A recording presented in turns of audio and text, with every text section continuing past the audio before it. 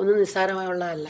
ഒരു പ്ലെയിൻ്റെ എഞ്ചിൻ കേടാലും മറക്കാൻ പറ്റില്ല, സ്ക്രൂയിലും മറക്കാൻ പറ്റും നമ്മൾ പറയുന്നതാണ്. അങ്ങനെ തലത്തിൽ വയ്ക്കുമ്പോൾ ഒന്നും നിസ്സാരമല്ല. എല്ലാം സഹായിച്ചുകൊണ്ടേയിരിക്കുന്നു എന്നുള്ളതാണ് നമ്മുടെ സനാതനത്തിൽ പഠിപ്പിക്കുന്നത്. പിന്നെ എല്ലാവർക്കും ഇങ്ങനെയുള്ള കഷ്ടങ്ങളുണ്ടാകും.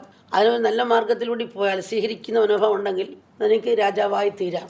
അകവും പുറവും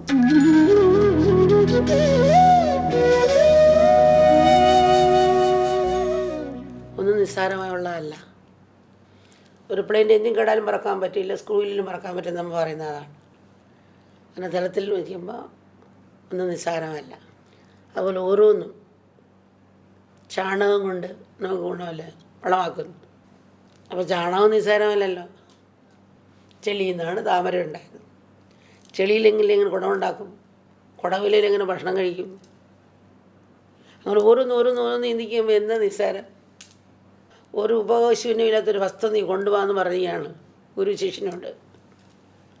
അപ്പം അങ്ങനെ നടന്നിട്ട് ഉപശൂന്യമായ ഒരു വസ്തുവും കാണുന്നില്ല. അപ്പോൾ ഓരോന്നും നോക്കുമ്പോൾ അതെന്തെങ്കിലും ഉപയോഗങ്ങളായിട്ടാണ് കാണുന്നത്. അപ്പോൾ നദിയിൽ നിന്ന് ഒരു എല്ലാം ഒഴുകിപ്പോകുന്നുണ്ട്. അപ്പോൾ അത് ഉപയോഗശൂന്യമാണല്ലോ. എടുത്തുകൊണ്ട് വന്നപ്പോൾ അതിനകത്തൊരു ഉറുമ്പുണ്ട്. ഗുരു ഇതിനകത്തൊരു ഉറുമ്പുണ്ട്, ഇതിനക്കരെ കിടക്കുകയായിരുന്നു, അതിനെ കയറി സഹായിച്ചില്ലേ. ഈ ഉറുമ്പ് അതിൻ്റെ പുറത്തിരുന്ന് ജീവൻ രക്ഷപ്പെട്ട് പോവുകയായിരുന്നു. അപ്പോൾ ഒന്നും നിസ്സാരമല്ല എന്നുള്ളതാണ്. എല്ലാം സഹായിച്ചുകൊണ്ടേയിരിക്കുന്നു എന്നുള്ളതാണ് നമ്മുടെ സനാതനത്തിൽ പഠിപ്പിക്കുന്നത്. രാമായണം പോലുള്ള വിശുദ്ധ ഗ്രന്ഥങ്ങൾ ദിവസവും പാരായണം ചെയ്യുമ്പോൾ കുടുംബത്തിലെ എല്ലാ അംഗങ്ങൾക്കും അതിൻ്റെ പ്രയോജനം ലഭിക്കും. വീട്ടിലെ അന്തരീക്ഷത്തെയും അത് മെച്ചപ്പെടുത്തും. നല്ല സുഗന്ധമുള്ള അന്നത്തിന് കത്തിക്കുമ്പോൾ അതിൻ്റെ സുഗന്ധം ആ മുറിയിൽ മാത്രം ഒതുങ്ങി നിൽക്കുന്നില്ല, മറ്റു മുറികളിലും പരിസരത്തിലും അത് വ്യാപിക്കുന്നു. അതുപോലെ രാമായണ ശീലികൾ അന്തരീക്ഷത്തിൽ നല്ല തരംഗങ്ങൾ നിറയ്ക്കുന്നു. ആ വായിക്കുന്ന ആൾ തത്വം ഗ്രഹിക്കുന്നെങ്കിൽ അത് മാതൃകയായ ഒരു ജീവിതമാകും. അത് മറ്റുള്ള അംഗങ്ങളും അതുപോലെ ശീലിച്ച് അതുപോലെ പ്രവർത്തിക്കും.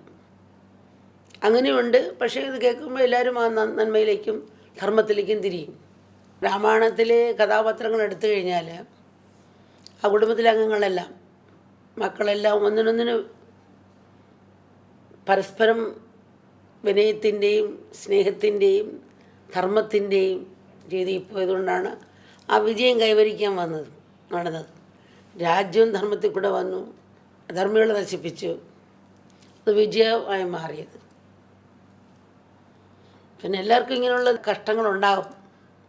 അതിനൊരു നല്ല മാർഗത്തിലൂടെ പോയാൽ സ്വീകരിക്കുന്ന അനുഭവം ഉണ്ടെങ്കിൽ എനിക്ക് രാജാവായി തീരാം. അകവും പുറവും യാചകനായി ഇറങ്ങേണ്ടി വരും, നീ രാജാവായി തിരിച്ചു വരാം.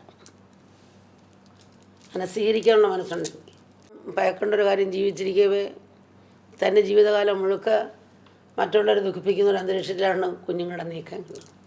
കാരണം ഈ യുദ്ധത്തെക്കാളും ഭയക്കേണ്ട കാര്യം ഇപ്പം ലഹരിയാണ്. കാരണം കുഞ്ഞുങ്ങളെല്ലാം ലഹരിക്ക് അടിമയായിക്കൊണ്ട് വരികയാണ്. ഇങ്ങനെയുള്ള ആത്മീയമായ കാര്യങ്ങളും ബുക്കുകളും ഭാഗവതമാകട്ടെ രാമായണമാകട്ടെ തത്വങ്ങൾ ഗ്രഹിക്കണം. അങ്ങനെ ഇത് ഗ്രഹിക്കുമ്പോൾ കുഞ്ഞുങ്ങളിലും ആ മൂല്യങ്ങൾ നിൽക്കും. പിന്നെ ആത്മവിശ്വാസം ഉണ്ടാകും, തളരത്തില്ല. നേരിടാനുള്ള കരുത്തും വൃത്തിയും ശുദ്ധിയും ധർമ്മബോധവും ഉണ്ടാകും. അപ്പോൾ ഇതൊക്കെ മനസ്സിലാക്കി വന്നാൽ ആനന്ദം തന്നെ ഉള്ളിലാണ് മനസ്സിലാക്കും.